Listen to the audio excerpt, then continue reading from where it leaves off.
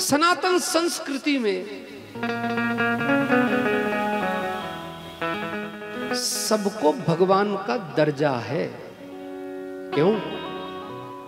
क्योंकि उपनिषदकार कहते हैं कि ये सब भगवान ही तो बने हुए हैं। अनेक रूप रूपाय विष्णवे प्रभु विष्णवे।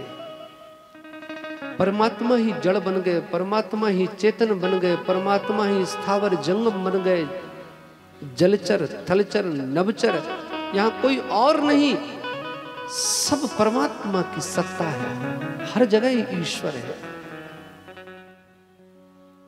भगवान भोले बाबा कहते हैं कि हरि व्यापक सर्वत्र समाना, प्रेम ते प्रगट होई मैं जाना।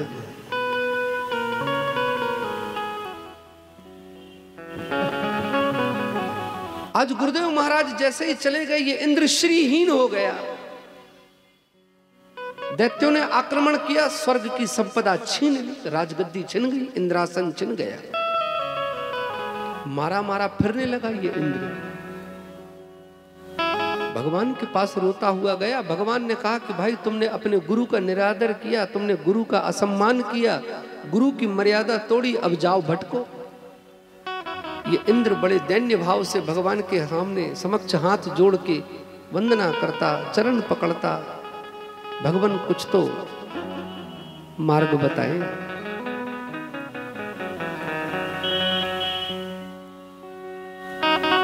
भगवान ने कहा कि तुम्हारा तरण तारण तो कोई गुरु ही कर सकता है।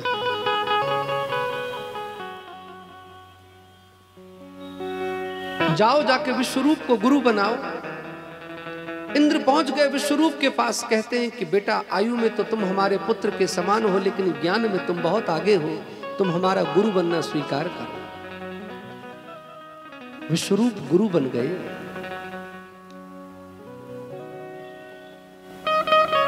और इन्होंने नारायण कवच का उपदेश दिया। नारायण कवच के उपदेश का लाभ ये हुआ महाराज कि इस इंद्र ने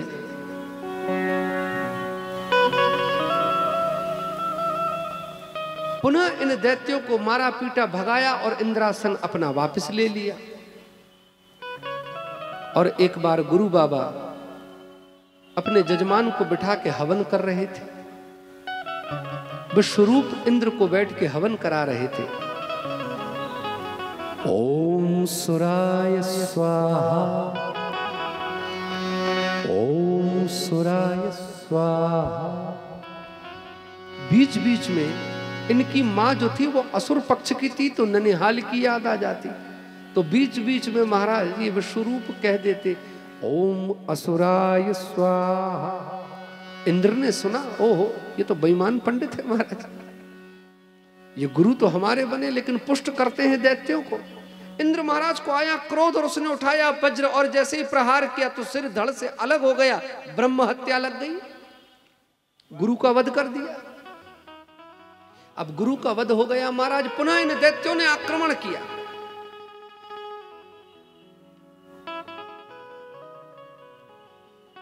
विश्वरूप के पिता त्वष्टा, जब उनको यह ज्ञान हुआ कि मेरे पुत्र की हत्या कर दी इस इंद्र ने, त्वष्टा मन में विचार करते हैं कि ये दुष्ट मारा मारा फिर रहा था ये इंद्र, मेरे पुत्र विश्वरूप ने इसे नारायण कवच दिया और इसने अपने गुरु की हत्या कर दी। तो त्वष्टा महाराज ने एक यज्ञ किया, इंद्र शत्रो विवर्धस्य, इंद्र के शत्रु का वर्धन हो।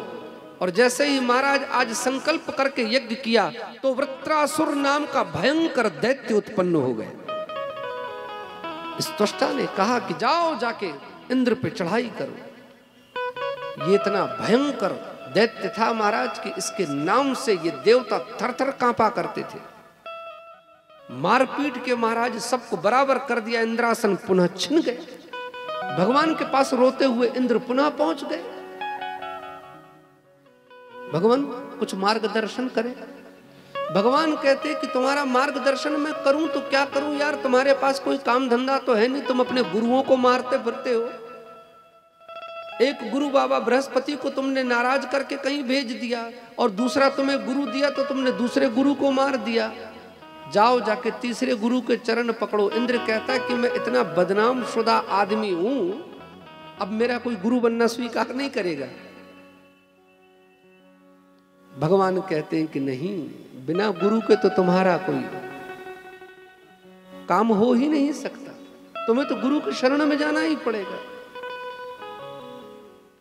तो भगवान, मुझे तो ब्रह्म हत्या लग गई है। तो भगवान ने कहा कि जो जो तुम्हारी हत्या स्वीकार करे उसके बदले उनको वरदान देते हुए चलो अपनी ब्रह्म हत्या छुटा लो। इंद्र पहुंच गए पृथ्वी पे,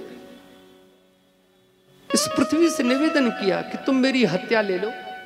पृथ्वी ने कहा अगर मैं तुम्हारी हत्या ले लूंगी तो बदले में मुझे क्या दोगे? तो कहा जो चाहो मिल जाएगा। तो पृथ्वी ने कहा कि ठीक है, तुम्हारी हत्या का मैं एक भाग लेती हूं और इसके बदले में तुमसे वरदान चाहती हूं कि जहां भी मेरे गड्ढे हों थोड़े दिनों के बाद वो अपने आप भर जाएं। इंद्र ने कहा तथास्तु।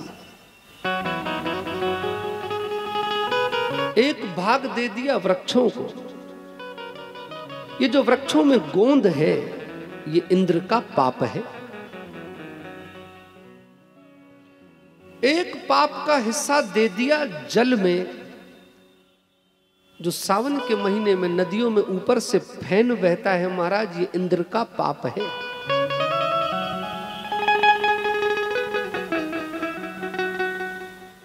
नदियों को वरदान दे दिया कि बहता हुआ जल तुम्हारा हमेशा ही अपने आप स्वच्छ हो जाएगा। एक पाप का हिस्सा दे दिया नारियों को, जो मासिक धर्म के रूप में दर्शन होता है, ये इंद्र का पाप है। इन नारियों को भी वरदान दे दिया। इंद्र ने अपने पाप को 4 भागों में विभक्त कर दिया, ब्रह्म हत्या से छूट गया। भगवान के पास पुनः पहुंच गया कि देव, भगवान कहते हैं कि जाओ, दधीची महाराज तपस्या कर रहे हैं,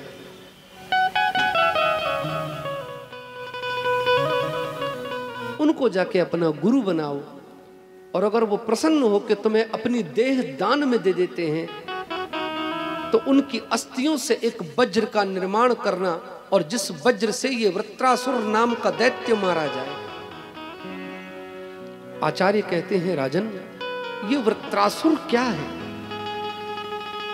जब मनुष्य की चित्त वृत्तियां आसुरी भाव को पहुंच जाएं, बस वही तो वृत्रासुर है।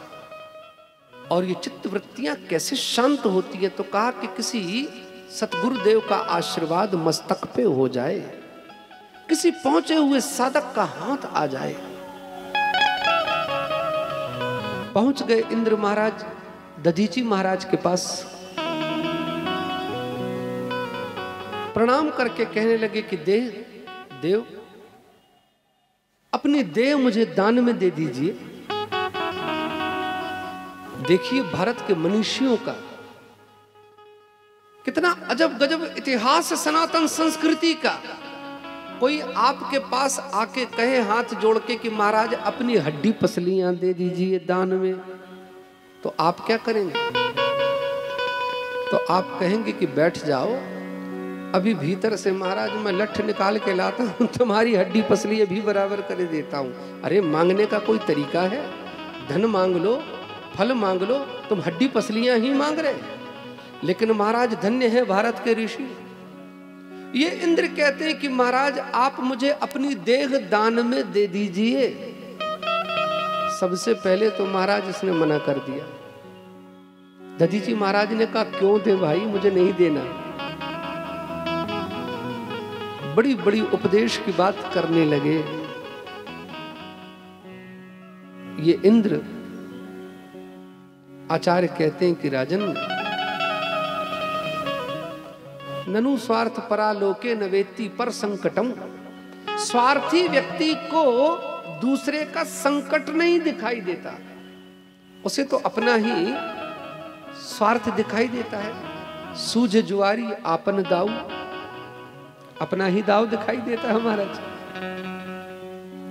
लेकिन आज जब बड़ी बड़ी धर्म की बात करने लगा ये इंद्र, तो दधीची ने कहा बस बस बस, तुम्हारे मुख से मैं कुछ धर्म सुनना चाहता था।